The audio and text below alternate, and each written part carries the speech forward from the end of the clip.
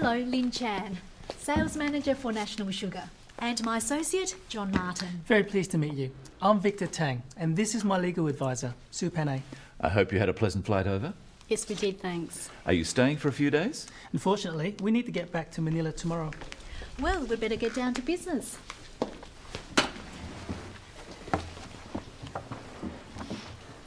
Mr. Tang, to start off with, I just want to say we believe we can offer you a very good deal and come up with a win-win result. Well, from our point of view, we see it as an exploratory tool. Testing the water, you might say. We don't intend to reach any agreements at this meeting. In any case, we would need to run it past our board first. You haven't heard our terms yet. You may find them hard to resist. Of course, we understand you need time to consider any offer. My first priority is to keep the negotiations open. What's your proposal, Miss Chan? We're prepared to offer a very attractive price for a minimum sale in exchange for a 2-year contract. John will clarify the terms.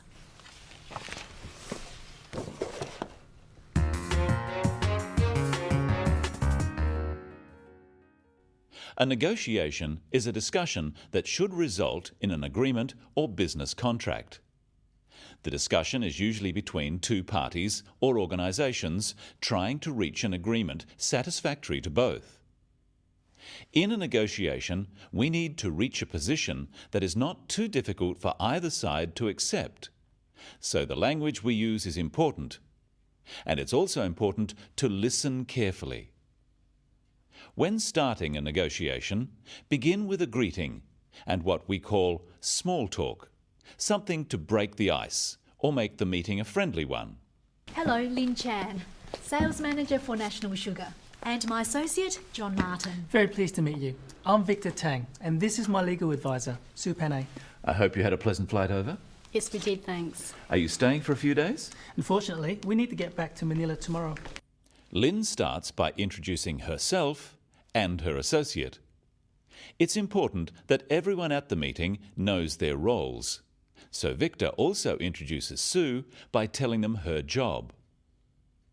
Before they start the negotiations, John asks about their journey. He says, "I hope you had a pleasant flight," and asks how long they are staying.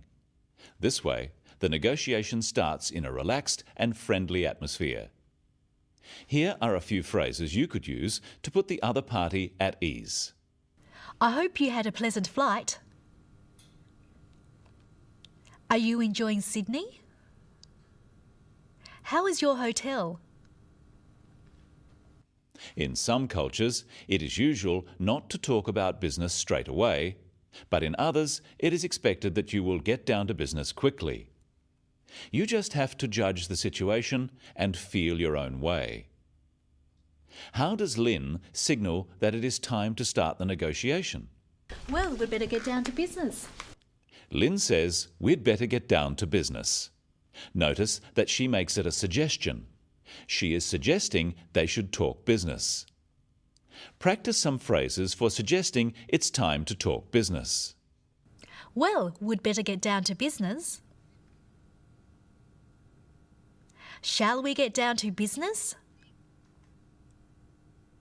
Well, how about we get down to business? The next thing Lynn does is make an opening statement. An opening statement should tell the other person what you are expecting to get out of the meeting. The opening statement would normally be made by the person who requested the meeting. Mr. Tang, to start off with, I just want to say we believe we can offer you a very good deal and come up with a win-win result. Lynn says, to start off with, and then she states what she wants to achieve. She says she is going to offer a very good deal and that she wants to achieve a win-win result. She is signalling to the other party that she wants both of them to be happy with the outcome. Practice with Lynn some phrases to introduce an opening statement. Let me start off by saying, I'd like to begin by saying, let me kick things off by saying. To kick things off is to start a discussion. How do Victor and Sue respond? Well, from our point of view, we see it as an exploratory tool. Testing the water, you might say. We don't intend to reach any agreements at this meeting. In any case, we would need to run it past our board first. Victor says, from our point of view, and Lynn says, we don't intend. They use the words our and we instead of my and I because they are talking as representatives of the company, not as individuals. If Victor was on his own, he might use I and my, especially as the CEO of the company.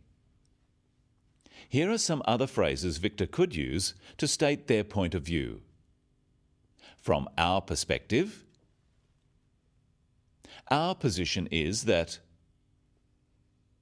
as far as we're concerned,